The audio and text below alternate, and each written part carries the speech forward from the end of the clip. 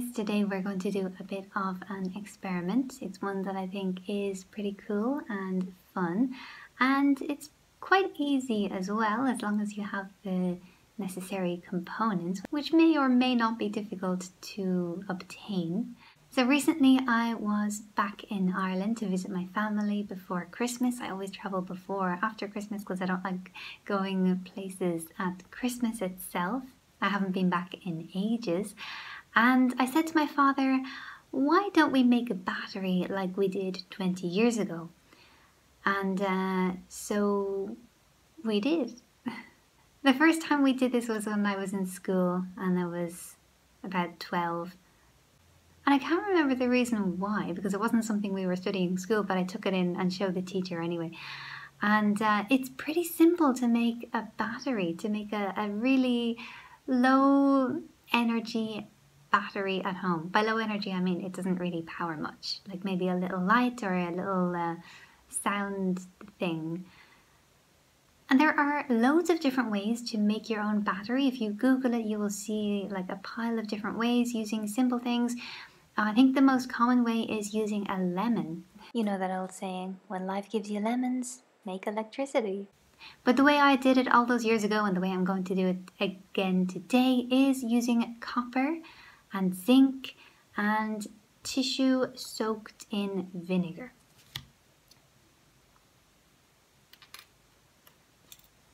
So I'll show you the bits and pieces here and I'll explain why they look so crappy.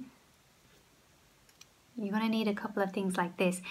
When we did it years ago, we had bigger pieces, like little slats, little sections of copper and zinc, and they were quite thick.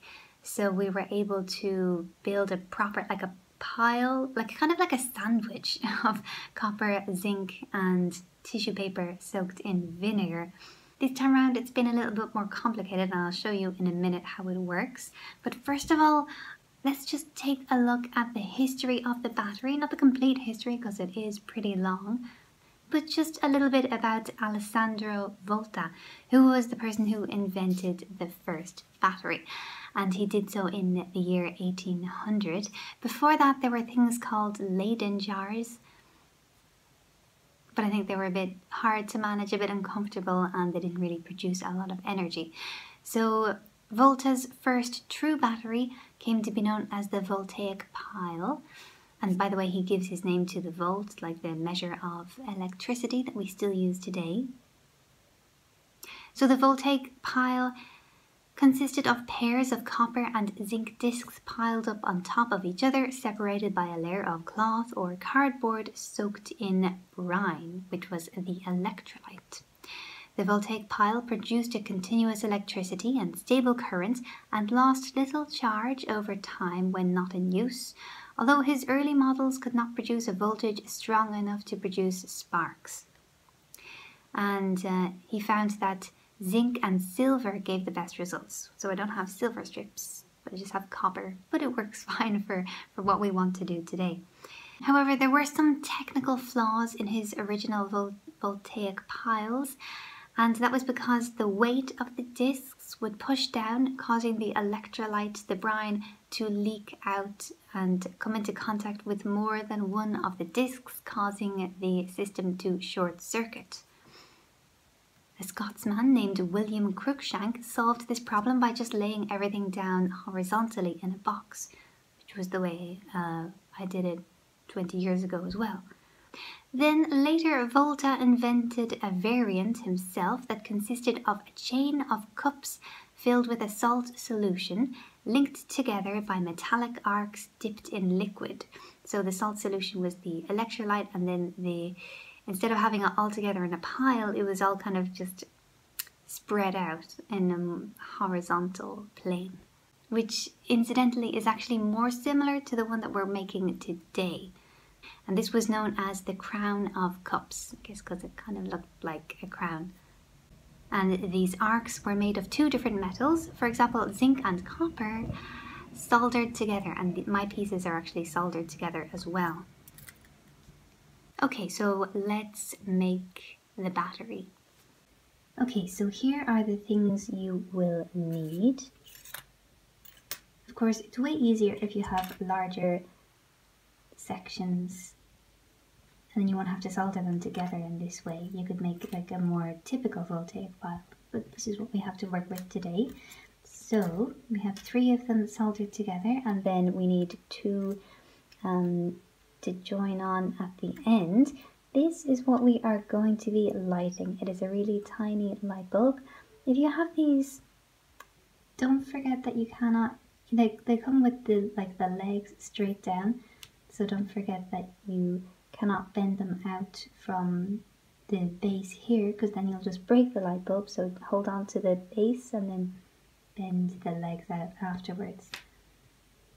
Here we have little pieces of tissue soaked in vinegar. I have to use my nice vinegar because my old vinegar, my simple cheap vinegar smells really weird, so we're just going to avoid that.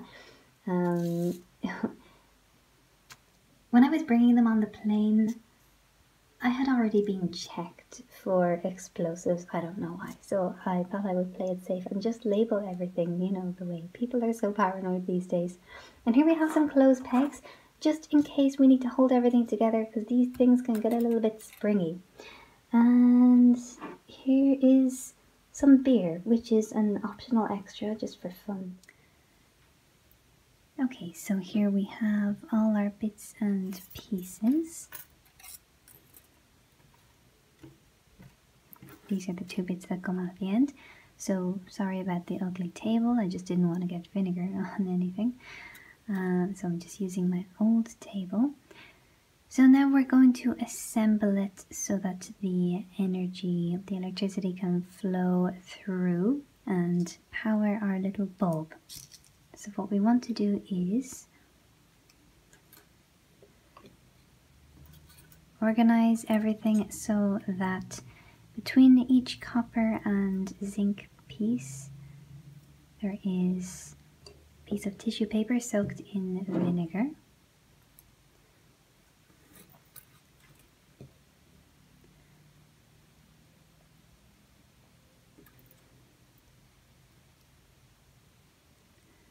Like so.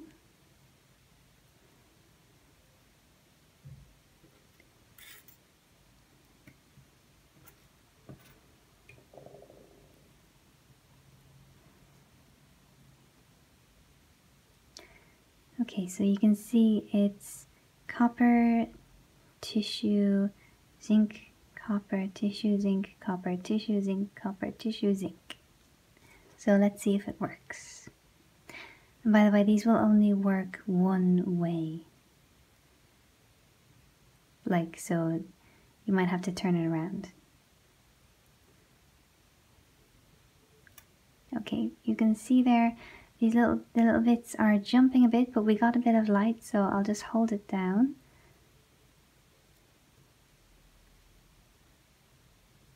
I hope you can see that on the camera. We have a little bit of light. So this is what the clothes pegs are for, because everything is moving a little bit, so we'll just hold it all together.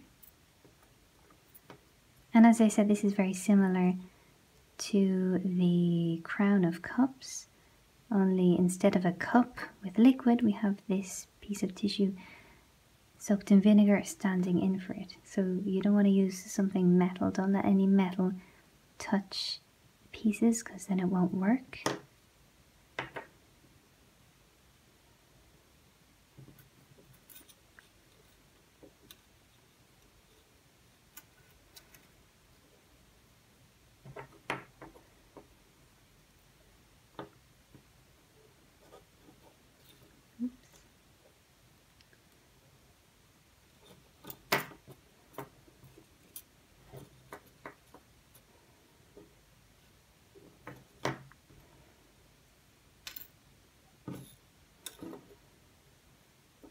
We need a little bit more vinegar.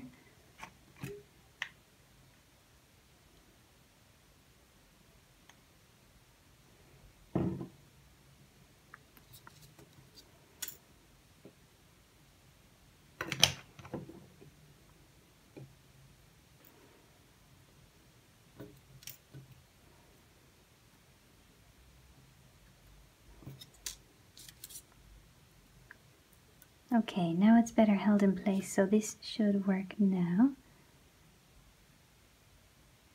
There we can see the light's much stronger and better, even though my finger is kind of in the way.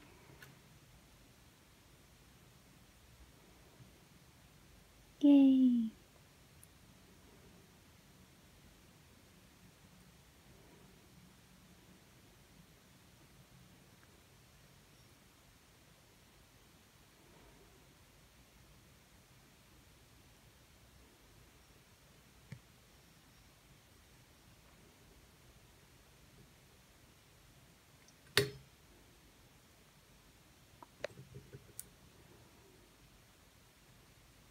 So this will only work for a certain amount of time. If I remember correctly, I can't remember which one it is. I think it's the zinc. All of the little pieces, the atoms of zinc pass over and stick on the other side to the copper, passing it through the tissue paper.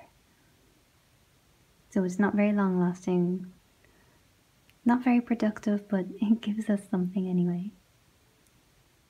So I hope you enjoyed this experiment. If you have done this before, let me know. Or if it's new to you and you want to try it out yourself, tell me which way you would do it. Would you use the lemon way or the ice tray with nails and copper way? That does exist as well. Or would you do it my way? Thanks for watching and see you soon.